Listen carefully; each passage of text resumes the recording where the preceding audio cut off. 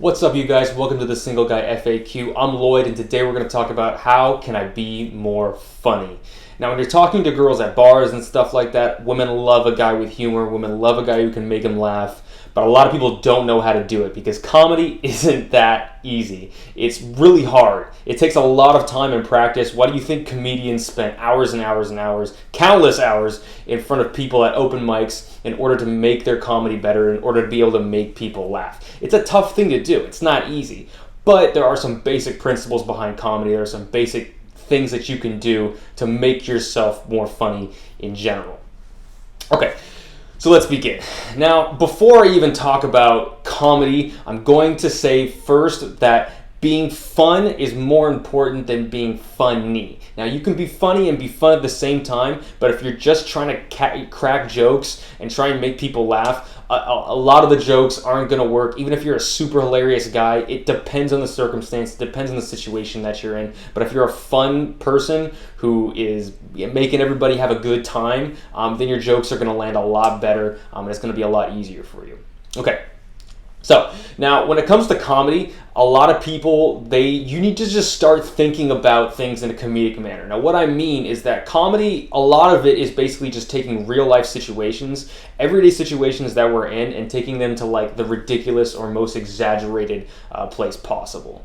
So you could be, I don't know, like the classic example is airline food. Okay, airline food, everybody loves to make jokes about airline food because we all eat it, we've all experienced it, and it always tastes terrible. And you can come up with hilarious reasons for why it tastes terrible, why every airline you go to, the food just never tastes good.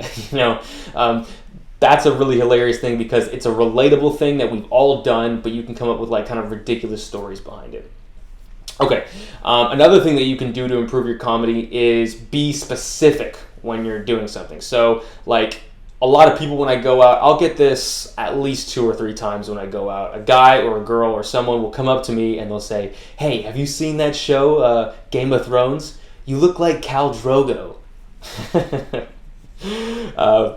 I like it when people say that, but my buddy the other day, he's like, "Hey, has anyone told you look like discount Khal Drogo with AIDS?"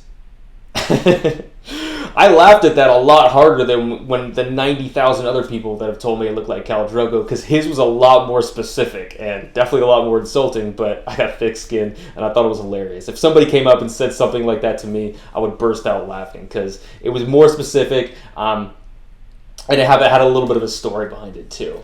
So try and be more specific. Instead of, just making a comment on someone's shirt saying they look old, you say you look like Gandalf the Grey walked off the set of Lord of the Rings, or you look like if someone is, I don't know, wearing something crazy or whatever. Try and think of a specific story behind that person that is going to make them laugh.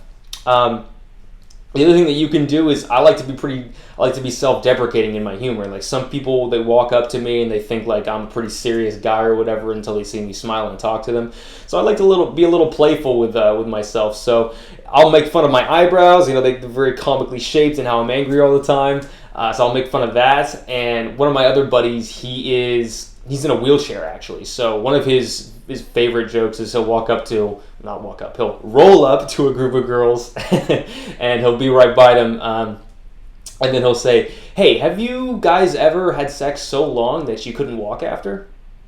And he'll walk up to them and he'll say, "Hey, have you girls had sex so long that you couldn't walk after?" And then he'll look at them and they'll burst out laughing because obviously the guy's in a wheelchair. He's not being pretentious or anything. He's making fun of the fact that he's in a wheelchair, so he has a good sense of humor. And he's also kind of playing on the vibe that he gets girls and he still manages to make it work, even though he's at a disadvantaged position. All really attractive qualities, and the girls love it. They think it's hilarious. Even I laugh when I hear him say this stuff. So try and be self-deprecating and try that thing out, and it's going to make you seem a lot less pretentious, and it's going to make you seem like you're a lot more of like, you have a good sense of humor. You can laugh about your own insecurities, and you can show that you're not really too attached to them, or they don't really affect you that much. So that's a good one too. And the other thing that you can do, and this is a pretty tricky one, is doubling down. Okay, doubling down is basically when you first tell a joke and it doesn't really get a laugh, then you keep doing the joke, like you tell another story behind it, and then you keep doing it until they laugh at the end. a comedian who's really good at this is Bill Burr, and he started out a joke where the first thing he said out of his mouth was, the reason why women are so good at arguing is because you can't hit them. You can't hit women. That's why they're so good at arguing. Now, that's a pretty crazy thing to say in front of a large crowd. A lot of people aren't going to be on board with it, but he still managed to bring it around and show that even women can be so annoying that sometimes you just want to hit a person. Okay? Now, I wouldn't recommend trying that joke in front of women, okay? Because this guy's a professional. He knows what he's doing. He knows how to read people and stuff like that. But one thing that you should practice in your everyday life is, if you are making a joke with your friends or you guys are talking about something, let's say you have a joke where you have a premise. Now, I was talking with a group of girls, and they were telling me how they went to this bar and they couldn't find the bathroom, and no matter where they looked, the bathroom just didn't exist.